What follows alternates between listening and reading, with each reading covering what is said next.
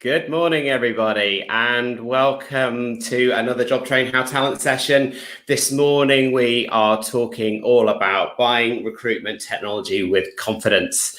Why? It's a busy market out there. There's so many different providers. We've got like 50 ATSs in the UK alone, never mind chatbots, video assessment, all these other tools. Lots of them provide really great, valuable and useful tools, but how do we know which one to pick? How do we know we're getting a good deal? How do we run demos? Hopefully we're going to answer all of those questions and some more this morning. We are live on Crowdcast. We're live on YouTube, Twitter and LinkedIn. And I'm really, really pleased to be joined again by Dave Walstow from Creed Communications. So to get started, let's bring Dave on and let's start the chat. Okay, Dave, you there? I'm going to invite you on. Grab a quick coffee, and then we'll get started. All right. This is by magic. Like a bad penny, keep turning up. Yeah, I know, but it's good though. It's good. You're in the office? It helps me out. I am in the office. Yeah, it's quiet today. I think there's a few less people in the office now. I think we've got like 3 or 4 in today. Yeah. Gone are the days where we have 30 odd in the office, but hopefully we'll return to that at some point next year, maybe. Who knows? Well, some people may or may not know, but yeah, Giles and myself, the offices are next to each other, and I was there yesterday, and it's a sad state of affairs when there's just my car across all the spaces, and you're like, where is everyone? It never used to be like that, fighting for parking spaces. I know, it's sad, but this is the world in which we live, so we've just got to try and make the best of it. Absolutely. So, Dave, for anybody that doesn't know you, give everybody a quick introduction and then we'll get started. So yeah, Dave Walstow. I'm the Client Services Director at Creed Comms, and I have been helping clients in the employer branding, people comms and talent attraction space since about late 2007, 2008, and I've taken a bit of a shine to all things recruitment tech, especially recently. So it's quite prudent we're doing this talk this week as well, Giles. And you also used to work for an ATS as well. I did, but yes. Say no more. I did, but I learned a lot there. I learned a lot, Giles. And that's why you are here this morning, to help me with this conversation about buying recruitment technology. Yeah. You may have noticed I've actually got a bit of a crib sheet here. So at the start of this year, when we were going to go off and do lots of jolly talks and stuff, IHR, the firm and all the rest of it, we had a ton of presentations and talks planned. And one of those was how to swear by your ATS and not at it. But within that presentation, there was a bunch of stuff that I pulled together around buying technology with confidence. So hopefully that will provide a bit of a roadmap for this morning's chat. It's quite a lot to get through in half an hour, but I think we can just about do it, Dave. We'll give it a blooming good go. So when it doesn't matter whether you're looking at an ATS or video assessment or online assessment or anything related, before you even go out to market, you've got to start with the why. And that why is, what are your specific challenges that you're looking to solve with a piece of recruitment technology or a tool in some way? Because ultimately, technology is an enabler. It's not a solution in itself. Mm-hmm. So you really need to make sure that before you even start going out to market or thinking, what do we need? You've got to fix the basics first. So if you've got a broken process and you bring it online with a piece of tech, it's just going to be an online broken process. And I think that's really important to think about and consider before you do it. And before we even get into actually buying new tech, it's probably worth saying, Dave, that if you have an existing tool in place that you feel isn't working for you, don't just throw it out. I'd encourage you to engage with your supplier. It might be the process has moved on, but the ATS in terms of or other tool isn't set up in the right way.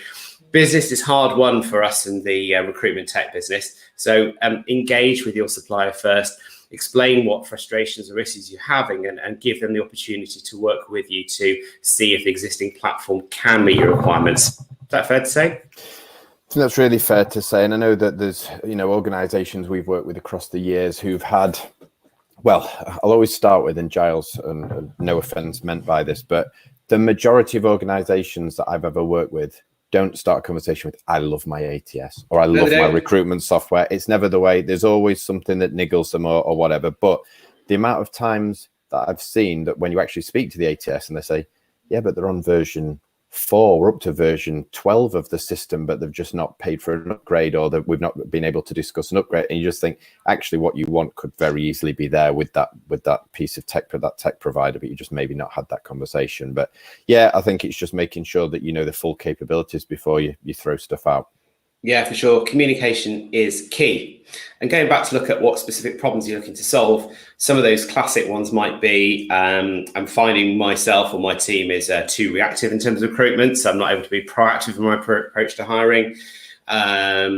Probably a very common one for everybody now in this environment is I've just flooded with too many candidates and I'm struggling to handle the volume.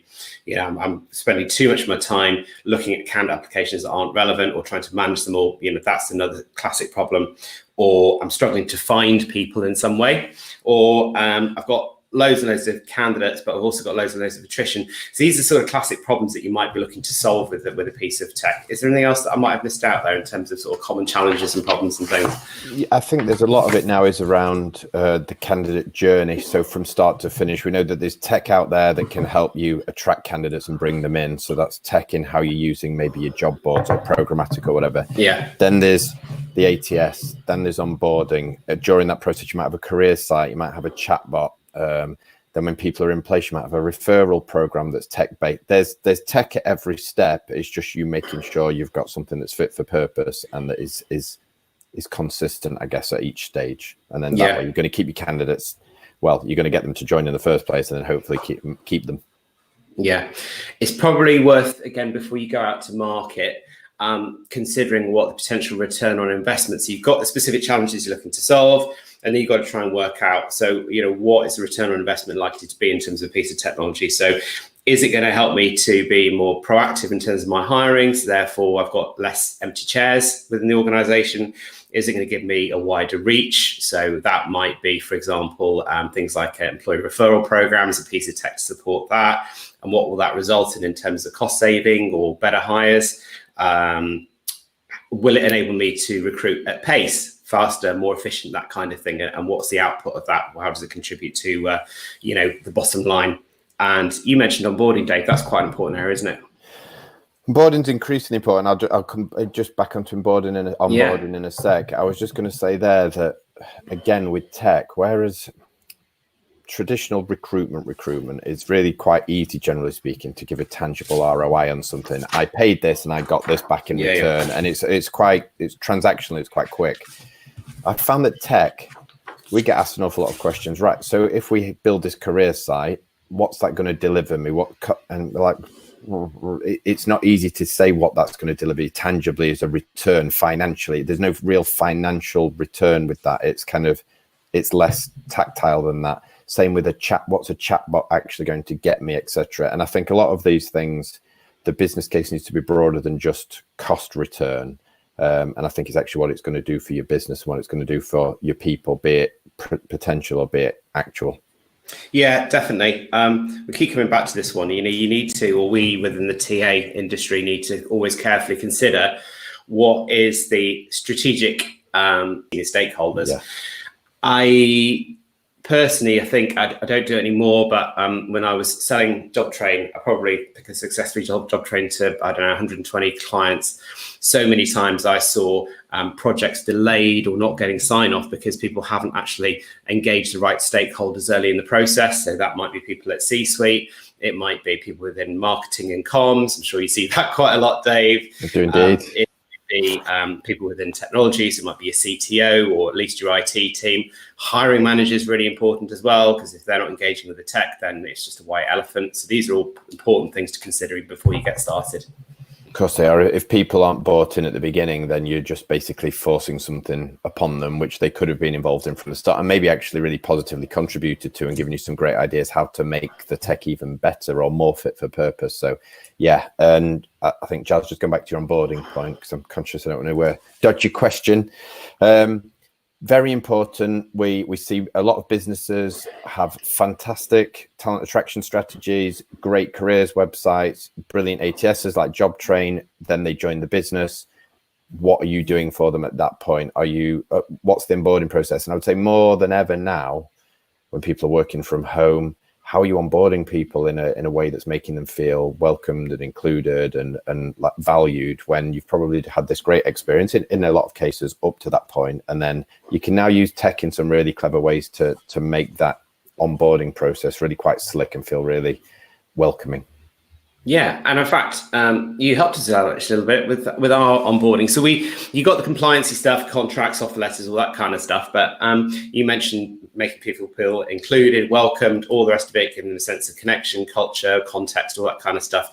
And we actually collaborated a little bit for our green room area of onboarding, which is basically designed to serve all of that. So giving new hires a space where they can connect with people, they can get all the information they need, that fills that gap between compliance and start date and that kind of thing. So it reduces some of the anxiety and makes people feel more included, which I think is a really good term to use.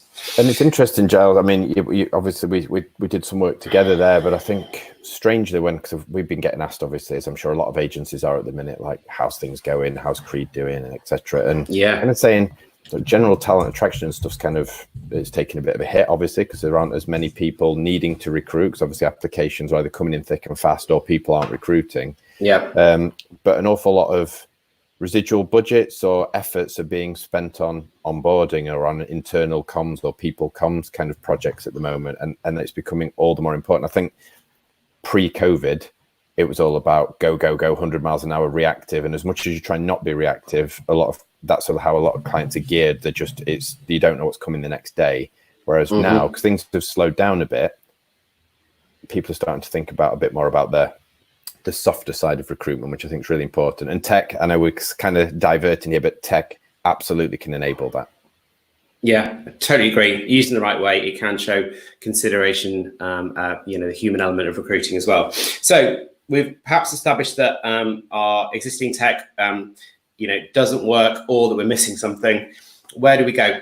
How do we start our search? What are the best tips you can provide around that? It's quite overwhelming, loads of choice. Where do we start? There is loads of choice. I've got an objective and a subjective view on this. Obviously, clients of ours, I always say to us, if you're thinking about recruitment tech, come and talk to us. So talk to your ad agency. An ad agency's probably got really good experience across a breadth of clients as to can you recommend an ATS? Can you recommend a chatbot? Can you recommend some recruitment advertising software? Whatever it might be, they will have a good solution for you or be able to point you in the right direction.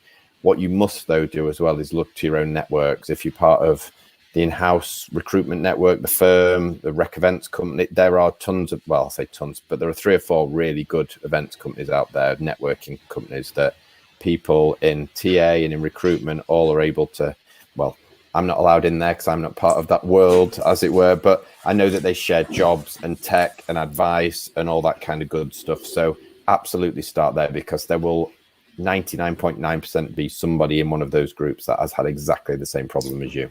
Totally agree. I also am not allowed to be in the firm. It's a closed community to suppliers, and I think that's probably a good thing. But there are loads of people that are more than willing to share their own experience and offer advice as to which tech platforms will work well for them. In-house recruitment is similar. They've actually now created a new forum. I sit as an advisor or ambassador, so advise on tech and that kind of thing in there. I am Switzerland as far as when I'm operating with an IHR, not just flying the job train banner. But I would also urge people to consider, if you're in a specific sector, let's say care or education or retail, look at what your competitors are using. Because some recruitment technology will lend itself better to certain sectors and sizes of organizations than others. So look at comparable organizations to yours and what are they using, and pick up the phone and have a chat. And conversely, I was going to say, Giles, to that, sorry to just cut in there, that would be, look at your I mean, when we're working in the employer brand space and developing those, part of that is a competitor analysis. And we'll actually be looking at it from the reverse side, which is, what are they doing quite badly? And how can you differentiate yourself? How can you make it so that if a candidate's coming to apply for you and for that person, how are you going to make it a no-brainer for the candidate? Yeah. So I think that's important as well. Very, very good point. Very good point. Get your stakeholders in place when you're starting your search as well. They will all have differing opinions, but if you make them feel included and have some sense of ownership of the process, as we said before, you won't get them stuck. And also, don't get stuck. I would say don't get stuck in the weeds in terms of the minutiae of whether it does this or whether this button goes orange at 5 o'clock on a Friday afternoon or wherever it might be. Look at your big picture objectives and ask prospective suppliers, once you've identified some, how they will help you to achieve those. And when you get into demos, having delivered an awful lot of demos, I wouldn't like to think how many, there is quite often a tendency with rec tech suppliers that they will give you almost like a canned demo. So they will show you the very best of their product in the very best way because that's their job. I'd urge you to think about your own recruitment process and then share with them a scenario or share with them the process and ask them to demo based on your specific process, not on what they want to show you. Yeah, I mean, it's happening at the moment for some of our clients, and it pains me, Giles, to see, but you can see certain organizations will be speaking to certain tech providers too often based on cost, in my view. I know cost is important. This isn't me blowing over it because clearly people have budgets and etc. But I sometimes think for the sake of 10-20% difference in budget, the difference you can get in product and outcome is immeasurable. I mean, there's certain, like I say, there's certain tech providers at the moment, talking to some of our clients who are sell the dream but can't deliver the dream, and it's causing massive delays in getting these things in place and going back to the board to find a new ATS, and that what that does from a credibility standpoint to these individuals. There's an awful lot of stuff there that this can have a negative impact on. So I think it's really important to, like you've said, when you're talking to somebody, show me it, but not as in this is your best case scenario for your best client where everything works perfect, or you've even created this as the perfect demo. It needs drill and ask all the hard questions. Like I said you mentioned earlier, Giles, I spent some time on your side of the fence, and you could tell there was some clients who just sat there and kind of nodded and just went along with your and the demo was fine, but your best conversations were when they really grilled you and said, no, but in our process, we do it like this, and this has to happen. So you need to show me that. And you can't fudge around that. If you're trying to be credible, you need to be able to demonstrate that. Or maybe you're not the right provider, but I think that's why ask the hard questions is my advice. I couldn't agree more. It's quite interesting to hear you say that, because I remember the demos or tender presentations and stuff that I used to deliver. My favorite ones were the ones that A, got loads of questions, and B, got challenged a lot. Yeah, it's more exciting. You feel challenged, and a good provider should be up for that as well. And apart from, you might see the best demo in the world, but I would urge you, and again, this is about relationships, with you and the supplier. Sometimes what is often overlooked is, can I actually work with these people? Is this a supplier that I like? Do I like the personalities? Do I like the culture of the business? Does it mesh with my own? It might seem a little bit soft and fluffy, but actually it's very, very important when it comes to building a relationship. You're going to be working really closely with this tech provider, not just through the sales process and implementation, but throughout the relationship you've got with them as well. And when you come to look at things like, you mentioned this, the devil can be in the detail a little bit in terms of what you actually get from a tech provider. So key questions you need to be asking or establishing as part of any commercial proposal around service and things is, what support and help am I going to get around actually scoping the solution, getting it set up, testing it thoroughly? So what does that look like? Are there limits to the amount of support I'll get? What does training look like? Especially in this virtual world, how is that delivered? Who is it delivered to, or who has access to training and materials? What is included? Is there anything that is excluded or optional? And are there any limits on the usage of any part of the platform? So that those are important bits. Something that I might have missed on that. No, I mean, the only bits I would have said, again, thinking back and where we are now, is, am I going to have a designated point of contact? So is the person that's setting me up going to then vanish and go and work on somebody else's after I've built a relationship with them, or are they going to stay as my account manager? And that just depends on the tech business. As long as you know that from the outset, it doesn't really matter. And what's the mechanism in which I can, if I need some help or support, like you said, Giles, there, I know that certain providers have their own chat bots, or they just direct you to FAQs, or they've got a ticketing system, or you can just pick up the phone, or it says send an email and we'll let you know a million different ways. But just ask the question, and at least your expectations are managed right from the start. Yeah, definitely. Only yesterday I was chatting with a good friend of mine that's an HRD, and she was feeling really frustrated because they'd recently implemented a new HR system, and she was saying, I can't get hold of anybody. And I was like, well, is training not included or support? And she's like, well, no, we have to pay for training, and no, we can't get a hold of it. There is some support, but it's all email based. I just want to speak to somebody on the end of a phone. Establish these things up front. What support's available? Who's it delivered by? And on what basis? Is it phone support? Is it email? Is it chat driven? And who can access that? Can your hiring managers access it, for example? Candidates, do they have some level of support? These are important. Are there limits to the support I will get either through implementation or once they start using it? There shouldn't be limits. And if you're being charged for training and support, then that would raise a few questions in my mind. And that's often why sometimes things are priced more favorably to buy initially, because then you're looking at add-ons. So I think it is getting that full scope of what's included right at the offset. Really important. Yeah, I agree. Devil's in the detail. And the same is true for upgrades. You mentioned or referenced upgrades before. For me, and I can only talk from the job training world, we don't charge for any upgrades or enhancements to our platform unless it's an entirely new separate module, which is rare. For example, we're just in the process of, again, rewriting our onboarding platform. So we'll have a new enhancement to that. Clients will have access to that. So you need to establish, what does the roadmap look like? So what's coming down the line, and am I going to be charged for it? And how is that delivered to me? How am I trained on it? How is it communicated to me? Establish all these things up front. Upgrades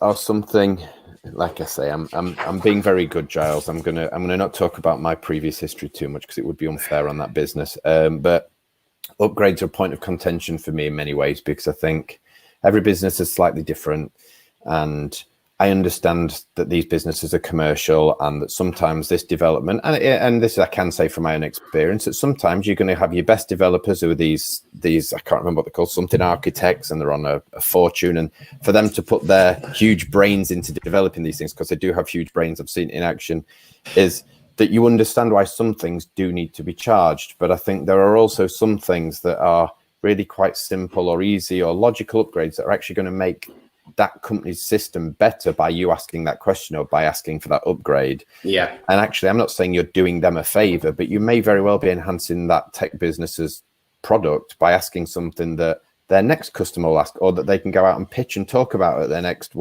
this equivalent. So I think don't be afraid to ask, and don't be afraid to challenge on upgrade costs, because I think it's mutually beneficial, I think is fair to say. Massively so, massively. I would love to say that we could take the credit for all that, the product that we have today, but the reality is that a huge part of the product we have today has been driven or has had input from many of the clients that we've worked with, and that's made us better as a provider. It's made our product better, but our product better for other customers too. And there should be some, meeting in the middle on some of these things. Yeah. Tweaks and changes to your platform. Your process will change. Your needs will change.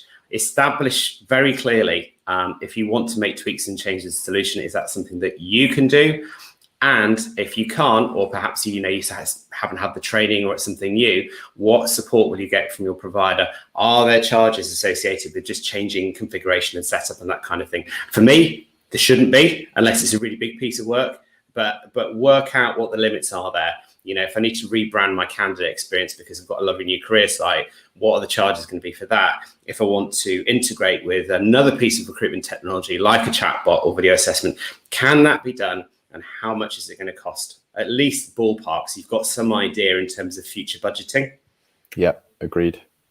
Anything else I missed on that one? No, and I mean, I might be slightly going off piece a bit here as well, Giles, but I know that most, depends what we're talking. Well, no, actually, because we've got, we're working with some programmatic recruitment software supplier at the minute. So that's why it's prudent, because we've been spending an awful lot of time us buying recruitment tech, interestingly, at the minute. So I've been trying to follow my own advice for the last 4 months.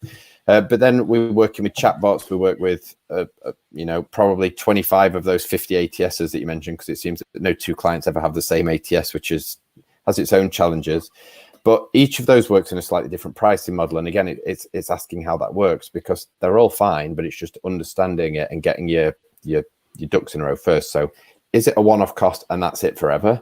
Is it a one-off cost and then there's an annual subscription? If there is an annual subscription, is that likely to raise each year? Have you got it fixed for a certain period of time? But then contractually, am I locked in for a month, a year, 5 years?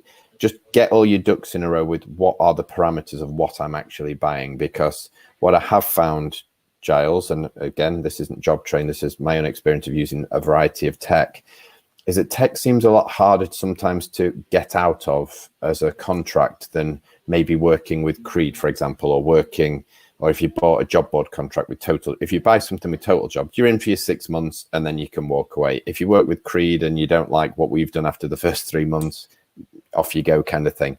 Whereas some tech providers are, right, that's it, you're fixed in for 3 years, whether you decide to stay or not, you pay, and that's fine. Just know what you're getting into. Yeah, I agree. So it sort of let you into, for like an ATS world.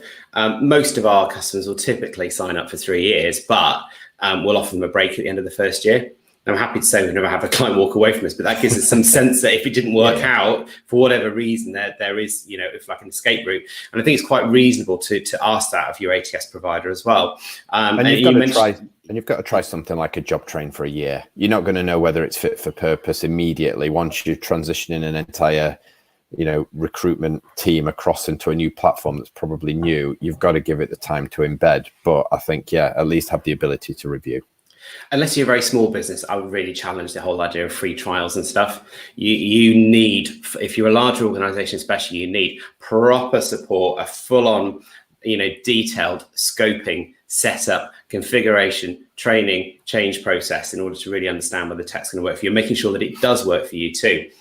So that's very important. So these are all little bits and pieces, especially when you get into nitty gritty of negotiation.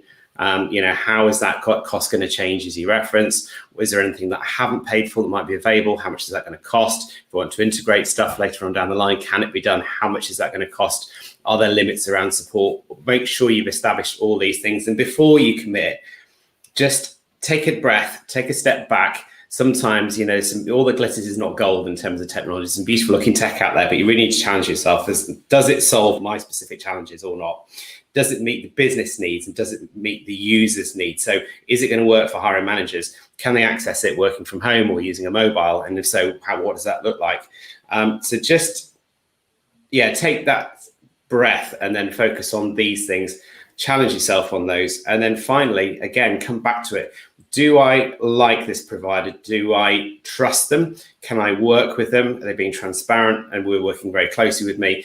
Don't be afraid to ask to speak to other customers and what their experience has been like through implementation, through support, all those types of things. Very, very important. I think references and things like that are really important, and you can kind of get a good sense of that from websites. But what I found, I don't know who's listening in at the moment, but I do know that there's not, when I go and look at a lot of tech websites, they say an awful lot without telling me anything at all. So there's lots of pictures and words and buzzwords, and I'm thinking, I like to think I know a little bit about this stuff, and this makes no sense to me whatsoever. According to your website, you can do everything and you can do it for nothing, and it doesn't make any sense. So I think look at references, ask for client references, and ask for the scope of what they had. But also, I think, going back to what you just said there, Giles, which is, I know we're in a slightly different world at the moment, but when the world returns to normal, or whatever semblance of that will be,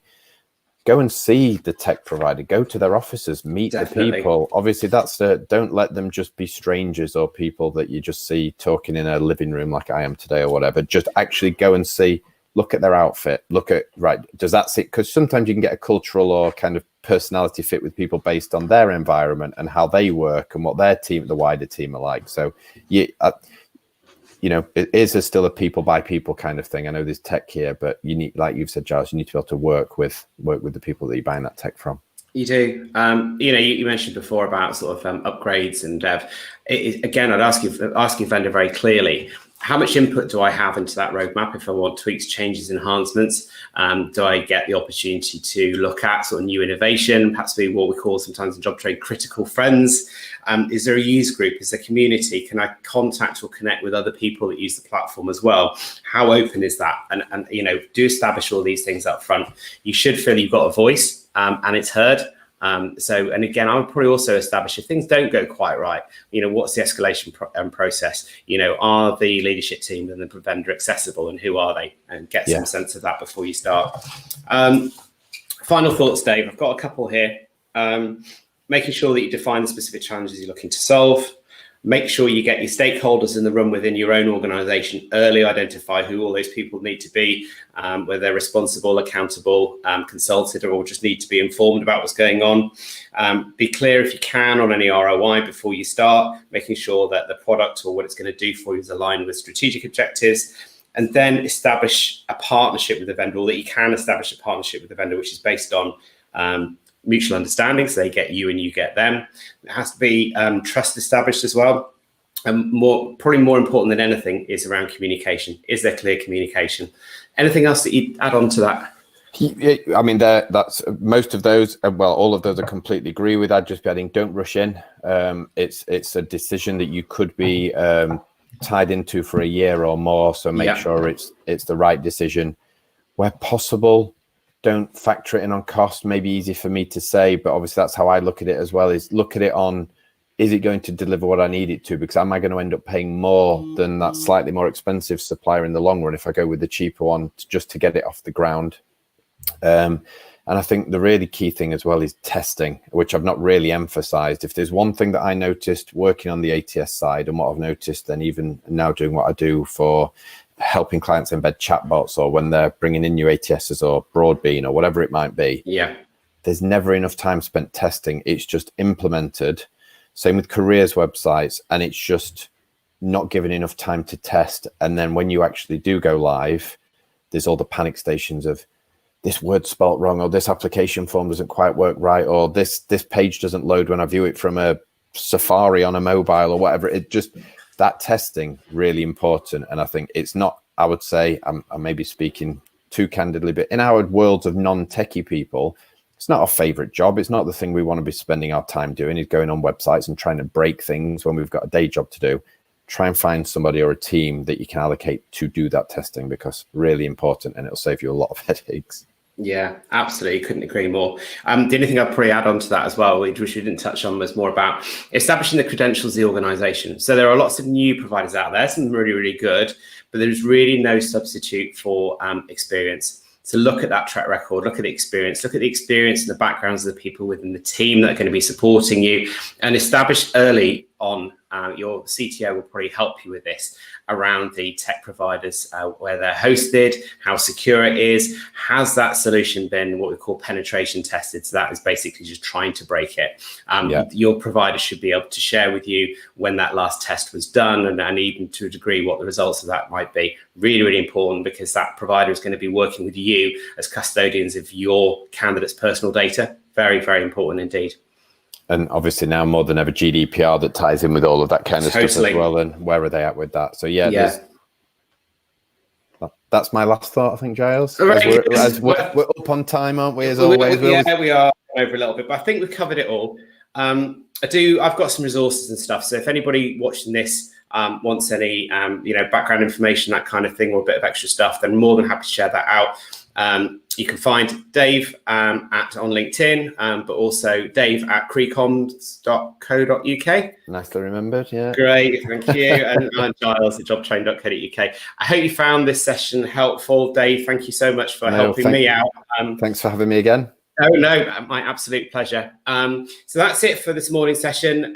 Next week, we have a session with our trusted partner, GB Group. We'll be talking about all things to do with pre-employment screening, DBS checking, all that kind of thing. So looking forward to that session.